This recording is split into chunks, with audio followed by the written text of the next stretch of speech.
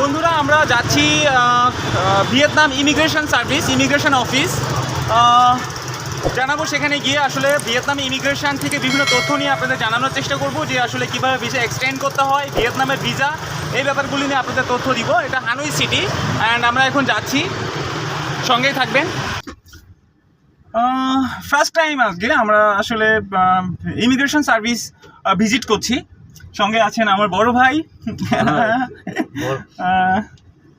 দেখা যাক আমরা কি তথ্য নিতে পারি আসলে সেখান থেকে আপনাদের দেওয়ার চেষ্টা করব। হানই ইমিগ্রেশন যেখান থেকে আসলে সব রকম ভিসা আসলে এক্সটেন্ড করতে হয় বা সব রকম ফ্যাসিলিটি আসলে ফরেনিয়ারদের জন্য যেটা বিশেষ অফিস আসলে আমরা সবাই জেনে থাকি, যেটা সেই অফিস আমরা আজকে ভিজিট করছি। হোপ আপনাদেরকে একটা বেটার অপরচুনিটি সম্পর্কে ডিটেলস বলতে পারবো। আমি জানি না আসলে কতটুকু সেখান থেকে আমরা তথ্য নিতে পারবো, কারণ এখানকার ভাষাগত প্রচুর প্রবলেম রয়েছে। এখানে আসলে ইংলিশ ভাষা বা ইংরেজি ভাষা সম্পর্কে আসলে, যদিও ইমিগ্রেশন সার্ভিস তারা অবশ্যই ইংলিশে অবশ্যই টকিং করতে পারবেন। তো আমরা চেষ্টা করব যতটা সম্ভব সেখান থেকে তথ্য নেওয়ার এবং আপনাদের দেওয়ার চেষ্টা করব।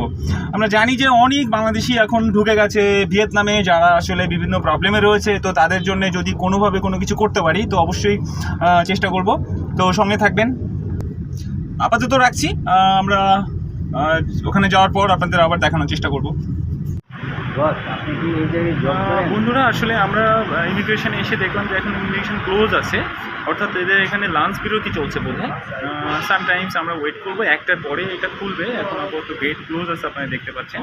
তো আমরা ওয়েট করছি বাইরে আসলে। এই তো এই অবস্থায় আছি এখন, দেখি।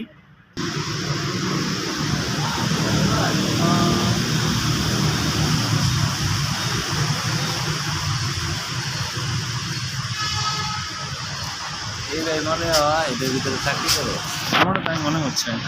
তাদের সাথে কথা বলেন, টকিং করেন।